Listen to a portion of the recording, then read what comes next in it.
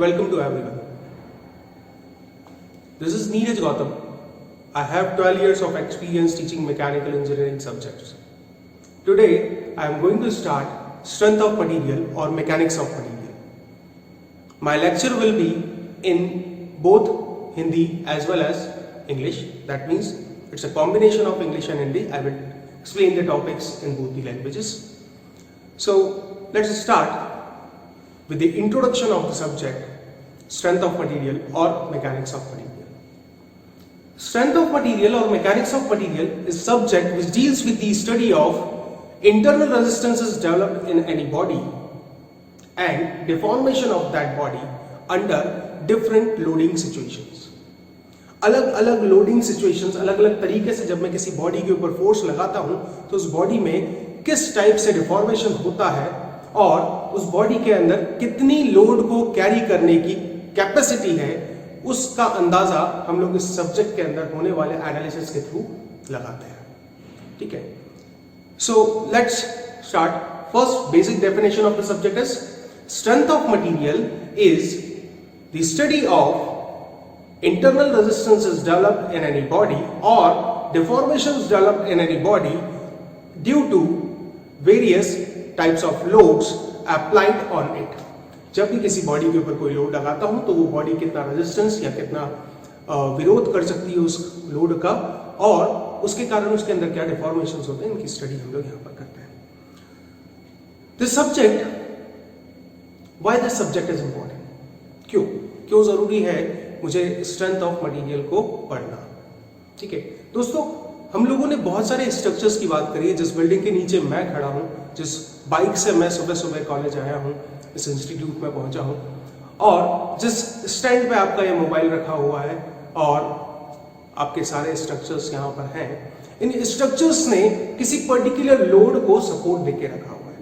इन सारे स्ट्रक्चर्स ने, जो स्ट्रक्चर्स हमारे आसपास हम लोग देखते हैं, उन्होंने किसी न किसी पर्टिकुलर लोड को, फोर्स को कैरी करके रखा हुआ है. ठीक है, जैसे ये बिल्डिंग ने मेरा लोड कैरी करके रखा हुआ है, यहाँ पर जो ऑब्जेक्ट्स रखे हुए उनका लोड कैरी कर रखा हुआ है, इस स्टैंड ने मोबाइल का लोड कैरी करके रखा हुआ है. ठीक है, ये ब्लैक बोर्ड जो है, ये व्हाइट बोर्ड जो है, बेसिकली ये व्हाइट बोर्ड है, व्हाइट बोर्ड के ये पिंस ने बोर्ड का वेट कैरी करके रखा हुआ है. So each and everything is carried some load.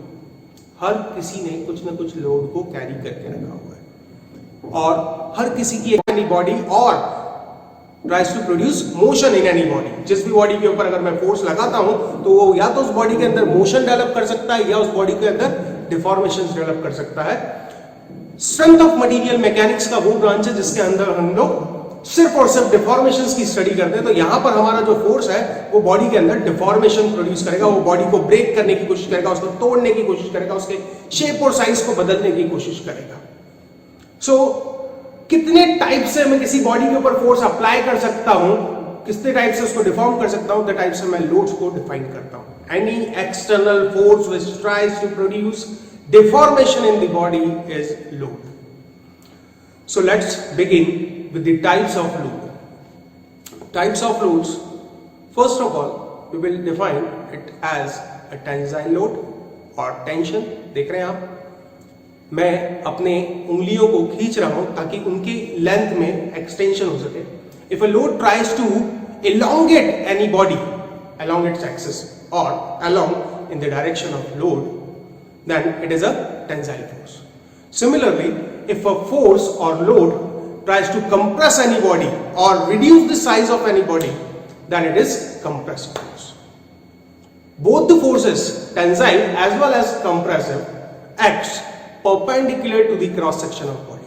If this is a body and I am applying a force in this direction, ठीक है, just to extend my hands, to elongate my hands.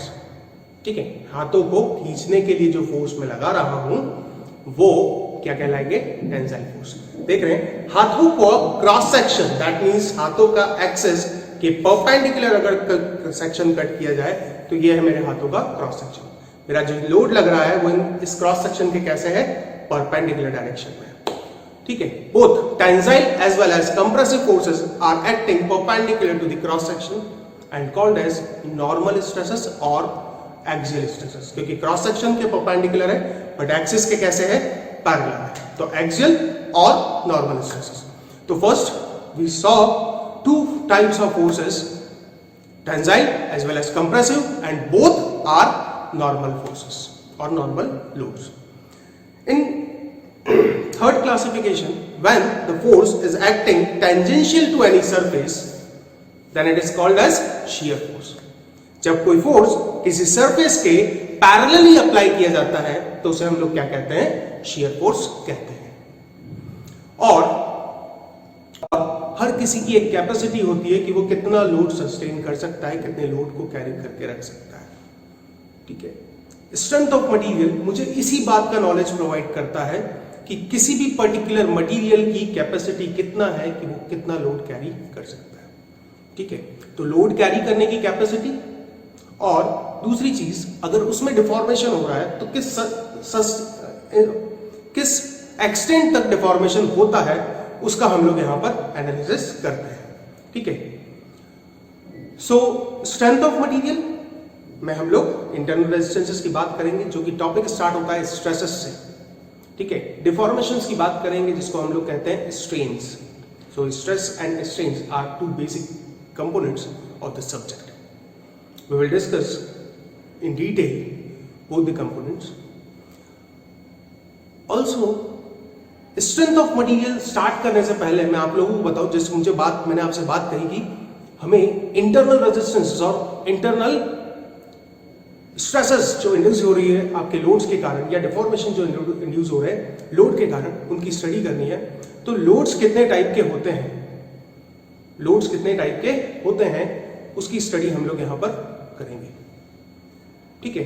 तो आज सबसे पहला topic जिसके basis पर मैं अपने स्ट्रेंथ ऑफ मटेरियल को क्लासिफाई कर सकता हूं डिफरेंट पोर्शंस में, जो आप यूनिट्स देखते हैं कि आप लोग पहले सिंपल स्ट्रेस एंड स्ट्रेन पढ़ते हैं, then shear stresses and strains पढ़ते हैं, बेंडिंग्स पढ़ते हैं, डिफ्लेक्शंस पढ़ते हैं, टॉर्शन पढ़ते हैं, ट्विस्टिंग पढ़ते हैं। ये सारी जो क्लासिफिकेशन है मेरे सब्जेक्ट का वो है on the basis of different types of loads. तो सबसे पहले हम इस लेक्चर के अंदर डिफरेंट टाइप्स ऑफ लोड्स को देखते हैं। Loads are the external forces applied on any body. किसी भी बॉडी पर अगर बाहर से कोई फोर्स लगाया जाता है तो उसे हम कहते हैं load. So load is basically the external force applied on any body, ठीक है। दोस्तों मैकेनिक्स में आप लोगों ने फोर्सेस को पढ़ा हुआ है, और फोर्सेस के केस में फोर्स को हम लोगों ने कैसे डिफाइन किया था, force is an external agent which tries to deform any body और tries to produce motion in any body. जिस भी बॉडी के ऊपर अगर मैं फोर्स लगाता हूं तो वो या तो उस बॉडी के अंदर मोशन डेवलप कर सकता है या उस बॉडी के अंदर डिफॉर्मेशन डेवलप कर सकता है। स्ट्रेंथ ऑफ मटेरियल मैकेनिक्स का वो ब्रांच है जिसके अंदर हम लोग सिर्फ और सिर्फ डिफॉर्मेशंस की स्टडी करते हैं। तो यहां पर हमारा जो फोर्स है वो बॉडी के अंदर डिफॉर्मेशन प्रोड्यूस करेगा, वो बॉडी को ब्रेक करने की कोशिश करेगा, उसको तोड़ने की कोशिश करेगा, उसके शेप और साइज को बदलने की कोशिश करेगा। सो कितने टाइप से मैं किसी बॉडी के ऊपर फोर्स अप्लाई कर सकता हूं, कितने टाइप से उसको डिफॉर्म कर सकता हूं, द टाइप से मैं लोड्स को डिफाइन